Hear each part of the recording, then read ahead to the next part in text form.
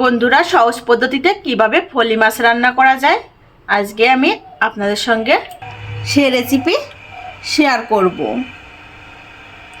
এভাবে সরষা বাটা দিয়ে ফলি মাছ রান্না করলে অনেকটা মজা হয়। এই রান্নাটা কিন্তু যে কেউই সহজে করে নিতে পারবেন।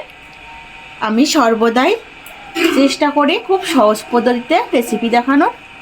চলুন বন্ধুরা, দেখে নেওয়া যাক কীভাবে এই ফলি মাছের রেসিপিটি করেছি।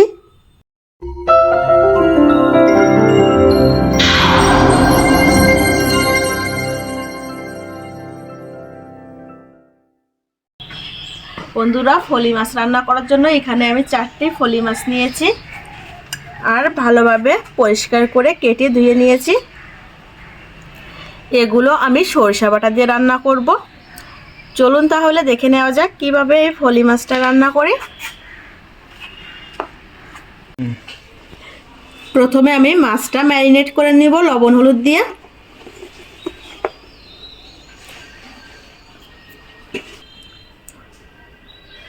পরিমাণ মতো হলুদ গুঁড়া দিয়ে দিয়েছি, স্বাদ মতো লবণ দিয়ে দিব, 1 চা চামচের মতো রেগুলার রান্নার তেল দিয়ে দিব। এবার মাছটা ভালো মতো ম্যারিনেট করে নিব।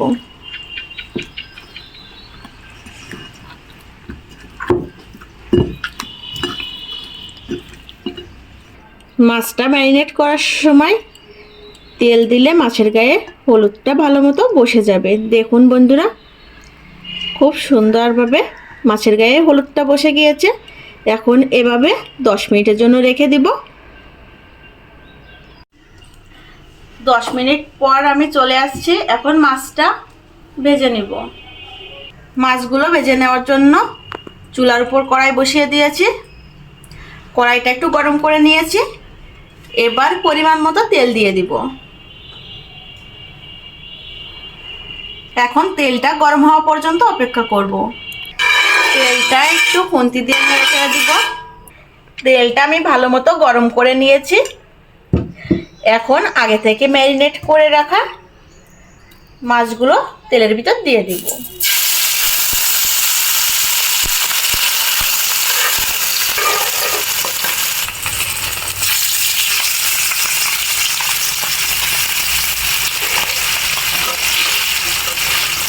একসঙ্গে আমি সব মাছগুলো দিব না, অল্প অল্প করে মাছগুলো ভেজে নিব।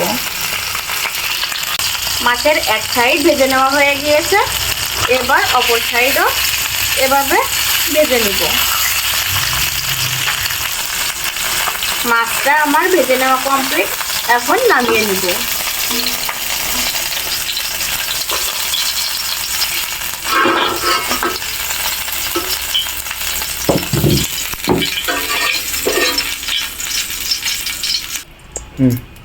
একইভাবে আমি বাকি 3টি মাছও ভেজে নিব।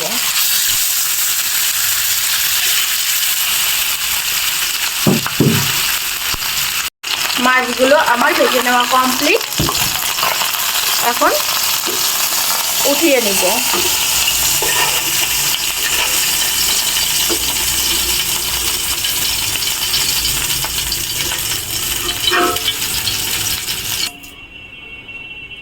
এবার মাছগুলো রান্না করব। আমি মাছ ভাজি করা তেলেই রান্নাটা করব। এই তেলের ভিতরে আমি আর একটু পরিমাণে তেল দিয়ে দিব। তেলটা যখন গরম হয়ে যাচ্ছে ঠিক সে পর্যায়ে আমি একটি তেজপাতা 2 টুকরো করে দিয়ে দিব, একটি শুকনো মরিচ দিয়ে দিব, 1 কাপ পরিমাণে পেঁয়াজ বাটা দিয়ে দিব।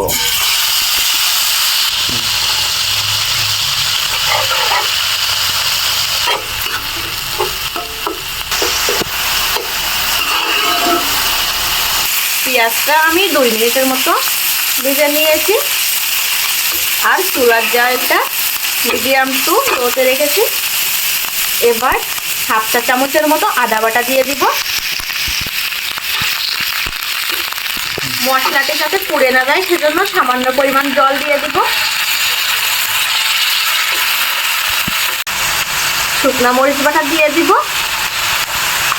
এখানে আমি 2 চা চামচের মতো শুকনো মরিচ বাটা নিয়েছি। আপনারা আপনাদের স্বাদ অনুযায়ী ঝালটা দিবেন। মশলাটি এভাবে আমি 5 মিনিটের মতো কষিয়ে নিব। মশলাটি আমি 5 মিনিটের মতো কষিয়ে নিয়েছি। এবার পরিমাণ মতো হলুদ গুঁড়া দিয়ে দিব, স্বাদ মতো লবণ দিয়ে দিব।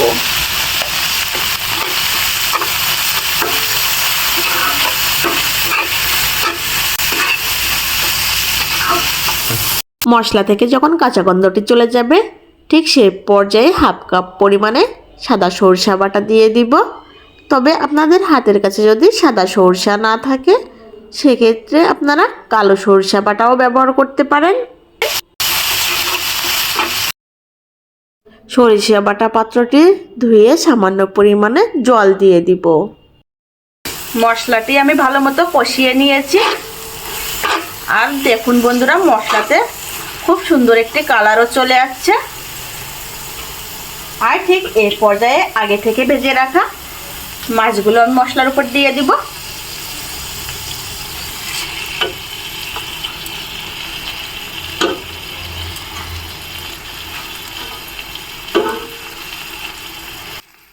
এভাবে 1 মিনিটের মতো অপেক্ষা করব। 1 মিনিট পর আমি পর্যাপ্ত পরিমাণে জল দিয়ে দিব।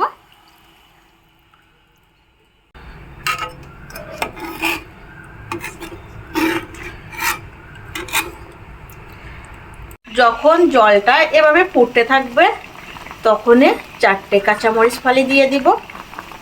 এখানে কাঁচামরিচ 4টে মাছ বরাবর এরকম একটু ফালি করে নিয়েছি।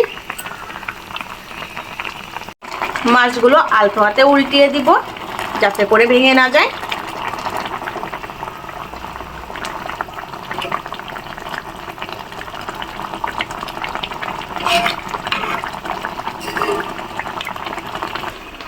বন্ধুরা, বাড়িতে একবার হলেও রেসিপিটি ট্রাই করবেন, আশা করছি খুবই ভালো লাগবে।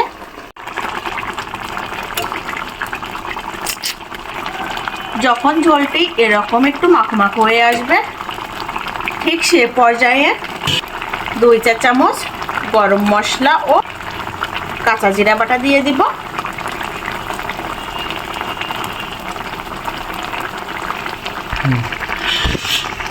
খুব আলতো হাতে একটু নেড়ে চেড়ে দিব যাতে করে মাছটা ভেঙে না যায় আর মশলাটি মাছের সঙ্গে ভালো মতো মিশে যায়।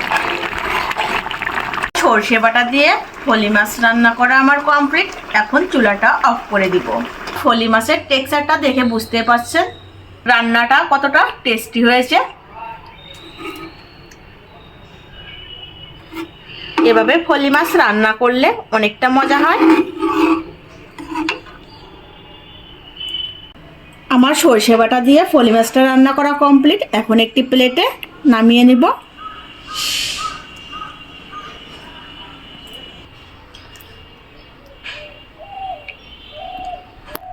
বন্ধুরা, আমার আজকের এই ভিডিওটি যদি ভালো লেগে থাকে তাহলে অবশ্যই চ্যানেলটি সাবস্ক্রাইব করে পাশে থাকা বেল আইকন বাটনটি প্রেস করে দিবেন এবং ভিডিওটি শেয়ার করবেন। আমার আজকের ভিডিওটি এই পর্যন্তই।